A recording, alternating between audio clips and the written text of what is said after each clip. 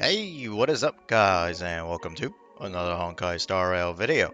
Alright, it's time for another pull or skip video, and today's featured character is Kafka, who is of the lightning element and follows the path of nihility. In this video, I will be covering all the rate up 4 stars on Kafka's limited time banner, discussing Kafka's kit and unique playstyle, listing out Kafka's pros and cons, and finally providing you all with reasons why you may or may not want to consider pulling or skipping Kafka. Of course, everything in this video is based off my opinion and judgment, so your final decision is ultimately up to you. Okay, now with the formalities out of the way, let's begin. First, I'm going to start off by going over each of the rate up 4 stars available on Kafka's limited time banner. Overall, her banner has a great selection of rate up 4 stars, all of them which are either individually useful characters or synergize in some way with Kafka. This therefore will allow you to build teams around all of them. So when it comes down to the rate up 4 stars on her banner, you are definitely getting your money's worth. For Serval, I'll only be covering her Eidolons, as everyone can obtain her for free, so you all should be rather familiar with her kit, and her Eidolons are your only concern. As for both Luka and Sampo, I'll be covering their entire kit, so you all will have the available information. For Serval's Eidolon 1, basic attack deals lightning damage equal to 60% of the basic attack's damage to a random enemy, adjacent to the target of the basic attack. A bit of extra AoE damage is nice, but nothing too crazy so far. For her second Eidolon, every time Serval's talent is triggered to deal additional damage, she regenerates 4 energy. This is an amazing Eidolon. Extra energy regeneration is always nice to have, and it can be quite a bit in battles with 3 or more shocked enemies. For her Eidolon 3, her skill goes up by 2 levels and her basic attack goes up by 1 level. Just a little bit more damage, nothing special. For her Eidolon 4, Ultimate has a 100% base chance to apply shock to any enemies not currently shocked. This shock has the same effects as the one applied by skill. Another nice power spike for Serval. This essentially turns Serval's ultimate into her skill and therefore improves her skill point efficiency even further. For her Eidolon 5, both her ultimate and talent go up by 2 levels. Once again, more damage again, but definitely will be more noticeable, as the majority of Serval's damage comes from her ultimate and talent. And finally, for her Eidolon 6, Serval deals 30% more damage to shocked enemies. Another solid damage boost to end things off. Alright, now we move on to Luka, who is the newly released 4-star physical nihility character. For his regular basic attack, he does single target physical damage. However, he does have an enhanced basic attack. And for this enhanced basic attack, he consumes 2 stacks of fighting will, which I will cover in further detail once I get to his talent. First, uses direct punch to deal 3 hits, with each hit dealing physical damage equal to a percentage of Luka's attack to a single target enemy. Then uses rising uppercut to deal 1 hit, dealing physical damage equal to a percentage of Luka's attack to a single enemy target. So basically, he's going to need at least 2 or more of these fighting will stacks, and like I said, I will cover that later once I get to his talent. Alright, moving on to his skill. Deals physical damage equal to a percentage of Luka's attack to a single enemy target. In addition, there is a 100% base chance to inflict bleed on them, lasting for 3 turns. While bleeding, the enemy will take 24% of their max HP as physical DOT at the start of each turn. This damage will not exceed more than a percentage of Luka's attack. A 3-turn bleed allows Luka to be a very skill point efficient character, and the max HP DOT damage will be especially effective against boss or elite enemies, who generally have a larger HP pool. Now let's talk about his ultimate. Receives 2 stacks of fighting will, with a 100% base chance to increase a single enemy target's damage received by a percentage for 3 turns. Then deals physical damage equal to a percentage of Luka's attack to the target. Nice! We now have another character that increases damage taken by the enemy, besides will. However, the only trade-off here is the high energy cost of 130, but the debuff does last for 3 turns, balancing it all out.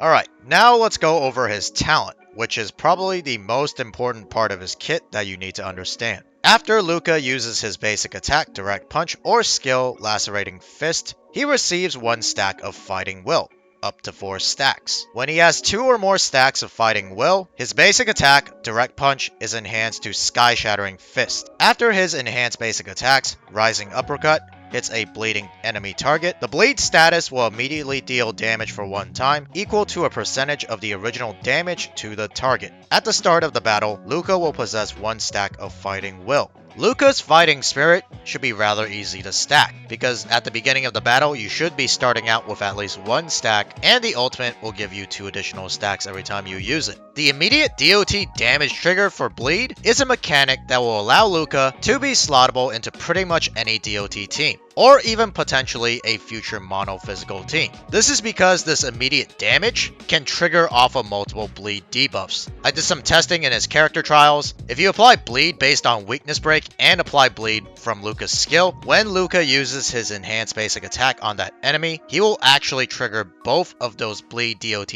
damages instantly. And finally, we get to Luka's technique. Immediately attacks the enemy. Upon entering battle, Luka deals physical damage equal to 50% of his attack to a random single enemy with 100% base chance to inflict his skill's bleed effect on the target. Then Luka gains 1 additional stack of Fighting Will.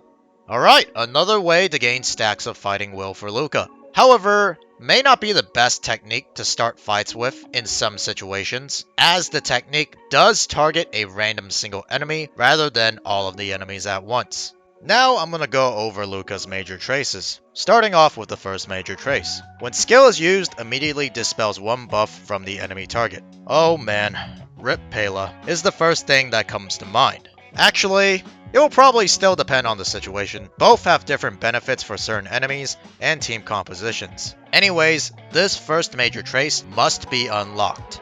For his second major trace, for every stack of Fighting Will obtained, additionally regenerates 3 energy. It's only 3 energy, but with how often Luka can stack Fighting Will, I can see this second major trace having enough value for the investment. And finally, for his third major trace, when using Enhanced Basic Attack, every hit Direct Punch deals has a 50% fixed chance for Luka to use an additional hit. This effect does not apply to additional hits generated in this way. This essentially allows Luka to smack up to 6 times, not counting his sky-shattering fist hit, which can lead to quite a decent damage boost. However, if you plan on using Luka as a support, I believe this final major trace is optional, as the costs to unlock it are rather high for what you're obtaining. Lastly, I'm going to be going over Luka's Eidolons. Starting off with his Eidolon 1. When Luka takes action, if the target enemy is bleeding, increases damage dealt by Luka by 15% for 2 turns. A small damage boost, nothing really that special. For his Eidolon 2, if the skill hits an enemy target with physical weakness, gain 1 stacks of Fighting Will.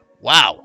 Even more ways to obtain stacks of Fighting Will, which actually means more energy regeneration thanks to his second major trace. Definitely not a bad Eidolon. For his Eidolon 3, both his skill and talent gain 2 levels. More damage, nothing too crazy here. For his Eidolon 4, for every stack of Fighting Will obtained, increases attack by 5%, stacking up to 4 times. Adds more value overall to his Fighting Will stacks. Regardless, a moderate attack percentage boost that won't really change or affect his overall kit.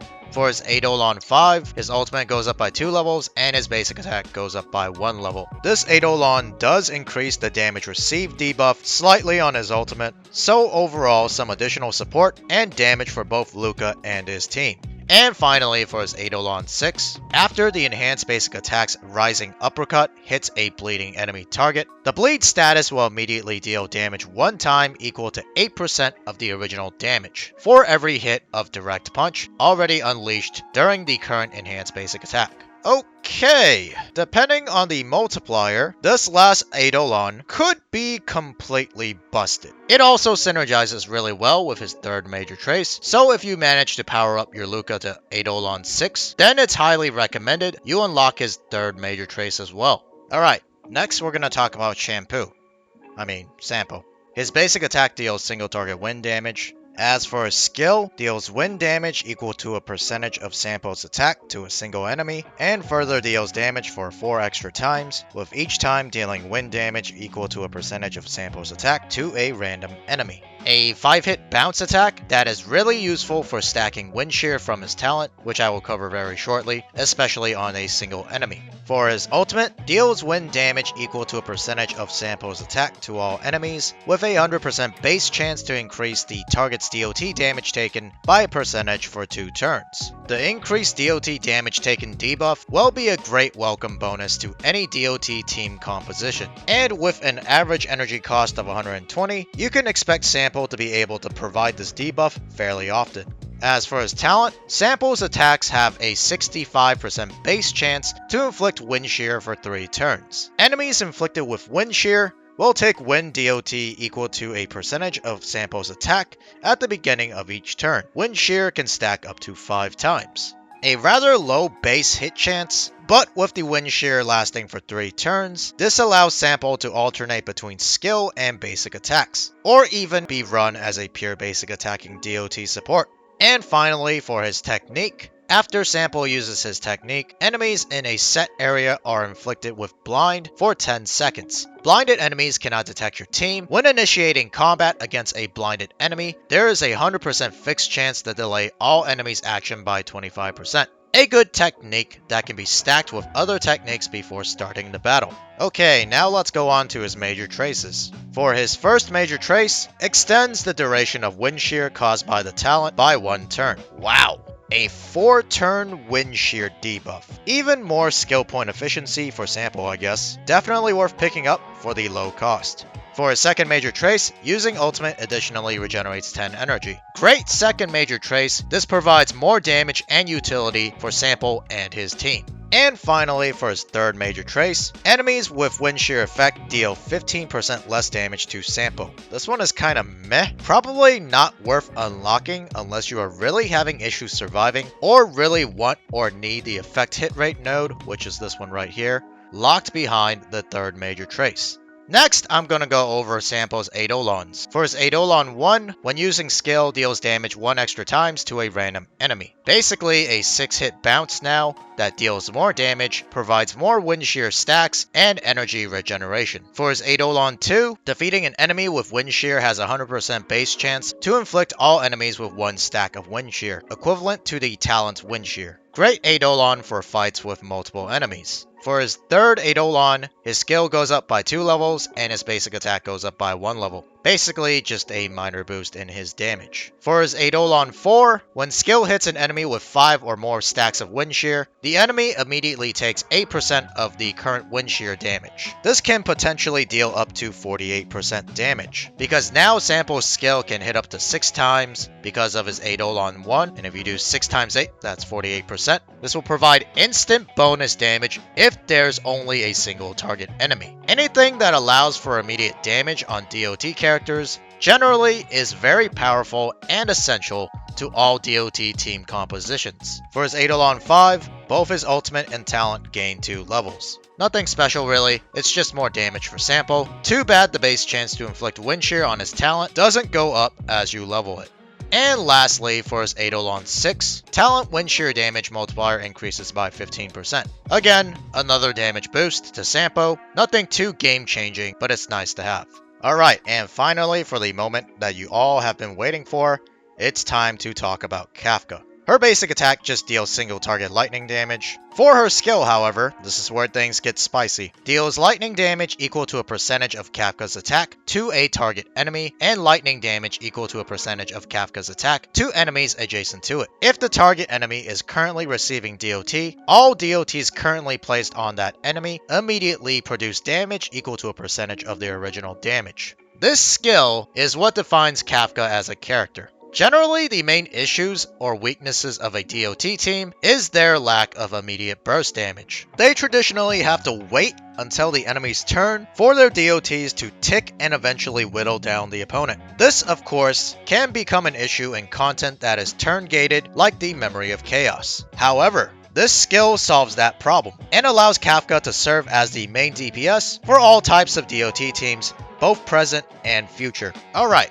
On to her ultimate. Deals lightning damage equal to a percentage of Kafka's attack to all enemies, with a 100% base chance for enemies hit to become shocked and immediately take damage from their current shock state equal to a percentage of its original damage. Shock lasts for 2 turns. While shocked, enemies receive lightning DOT equal to a percentage of Kafka's attack at the beginning of each turn. Alright, even more immediate burst damage needed for DOT teams. Really solid ultimate, especially with a moderate energy energy cost of 120 to back it up. As for Kafka's talent, after an ally of Kafka's uses basic attack on an enemy target, Kafka immediately launches one follow-up attack and deals lightning damage equal to a percentage of her attack to that target, with a 100% base chance to inflict shock equivalent to that applied by her ultimate to the attacked enemy target for 2 turns. This effect can only be triggered 1 time per turn. Damn! This talent really does emphasize the saying of there can only be one queen, meaning you want to pair Kafka with skill point positive characters that generally want or benefit from using their basic attack. On top of that, the follow-up attacks allow for even more consistent shock applications.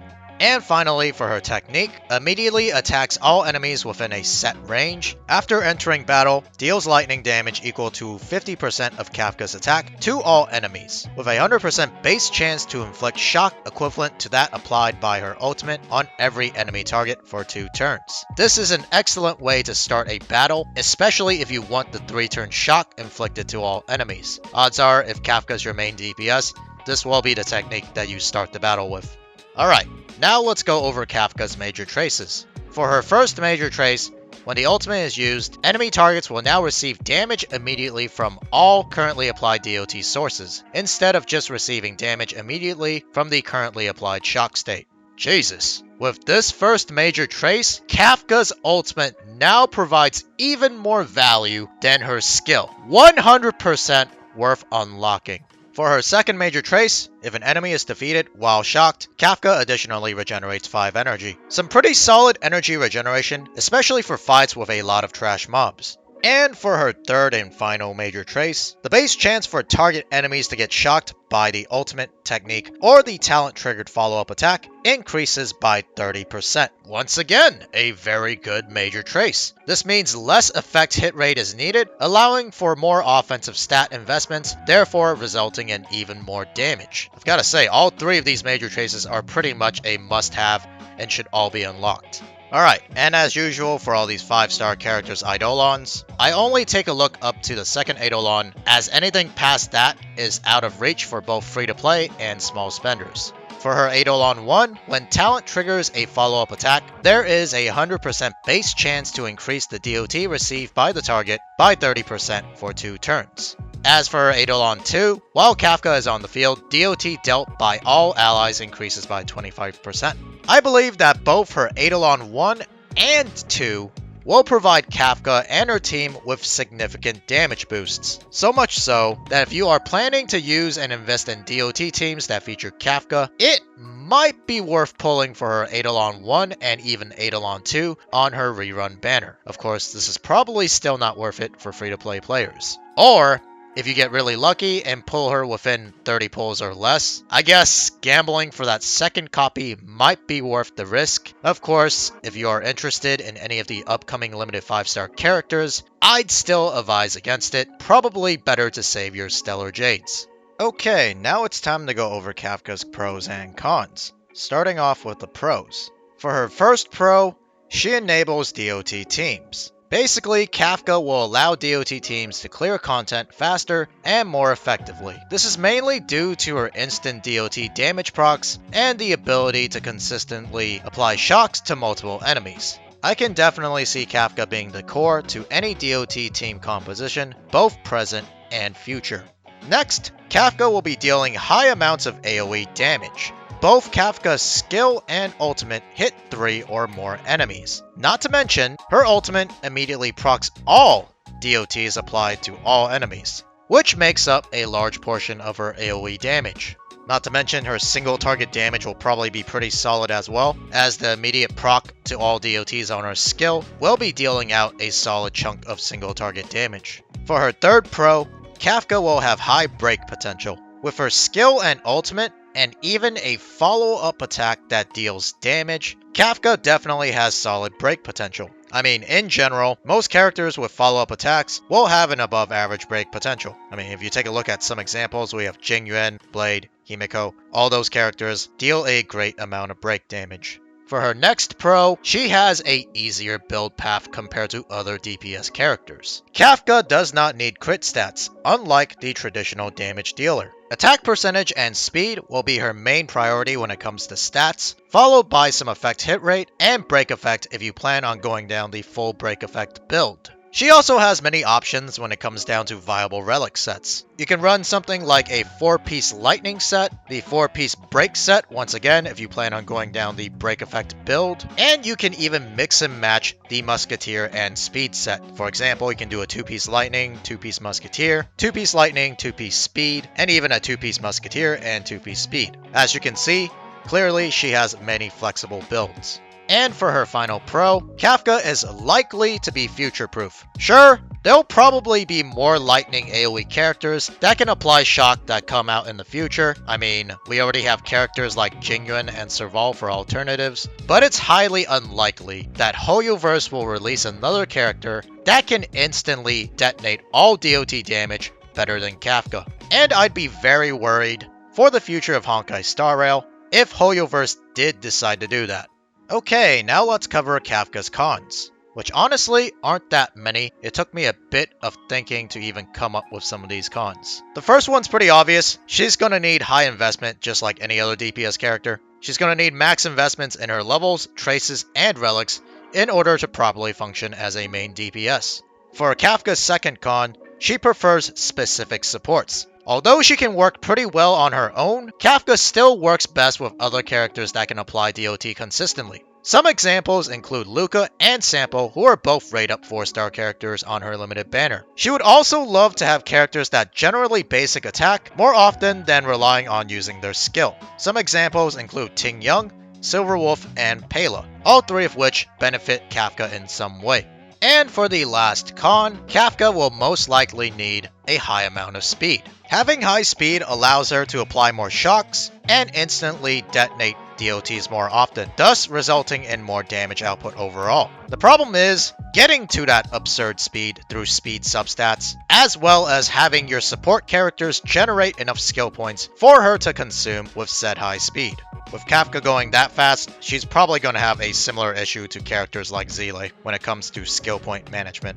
Alright, it's time to discuss whether you should consider pulling or skipping for Kafka. I'm going to start off with reasons why you should consider pulling for Kafka. The first reason why you should consider pulling for Kafka is if you are interested in building a long-term DOT team. Kafka will essentially serve as the core to any DOT team, both currently in the present and in the future. Which brings me to my next reason to consider pulling for Kafka, her future-proofness. Thanks to her unique instant DOT damage proc, it would be highly unlikely that another future character would take her place. Even if a stronger future DOT DPS replaces her as the main damage dealer, Kafka will still be able to serve the role of a sub-DPS and DOT enabler. This of course makes her a very safe pick for most players to pick up. Another reason why you might want to consider pulling for Kafka is if you need lightning DPS coverage. For example, if you skip the Jingyuan banner, or if you're for some reason reluctant to build Serval, maybe you don't think she's up to the task, which a lot of people don't, then Kafka is definitely the girl for you. And for the last and most obvious reason why you might want to consider pulling for Kafka is if you want her as a character, you like her design, you want that mommy big booty booba character, yes, I went there, you guys know who you are, then go ahead and pull for Kafka. Okay, next I'm going to give you guys reasons why you might want to consider skipping Kafka. And the first reason is an obvious one. If you're dead broke on Stellar Jade and Special Star Rail passes, then you have no choice. Your only option is to skip Kafka. However, if you really want her, you're just going to have to wait and save for her rerun banner, I guess. The second reason why you might want to consider skipping Kafka is if you already fully invested into another AoE Lightning DPS character. For example, if you already pulled for Jingyuan and you haven't fully invested, same with Serval. Even though neither Jingyuan or Serval have the unique playstyle of Kafka, it's still probably not a good idea to double up on characters of the same element that also fit a similar damaging role. Some people might argue that you can pair Serval with Kafka, which is true, although there are better partners with Kafka, since the only purpose Serval will serve in that team is to extend the durations of shocks applied by Kafka and herself. You're honestly probably better off with another character that can trigger a different type of DOT, or a support harmony character or another nihility character that can further increase Kafka's damage. And finally, for the last reason why you might want to consider skipping Kafka is if you are interested and plan on pulling for upcoming limited 5-star characters in patch 1.3 and beyond. Imbibitor Lunane and Fushuan are next. I personally am really excited for Fushuan and the potential Mono Quantum team. As for Imbibitor Lunane, I was really looking forward to his release as well. However, since I pulled Welt recently, I am a bit on the fence about him, since that would mean 2 characters of the same element serving a similar role as a DPS. Therefore, further research and decision making is needed for my final decision. Okay guys, well that's gonna be it for this Honkai Star Rail video. Let me know in the comments below if you guys plan on pulling for Kafka, and for those who are, I wish you guys the best of luck. And if you guys found this video helpful or enjoyable, please make sure to leave a like and subscribe. But other than that, I'll see you guys in the next Honkai Star Rail video. Peace.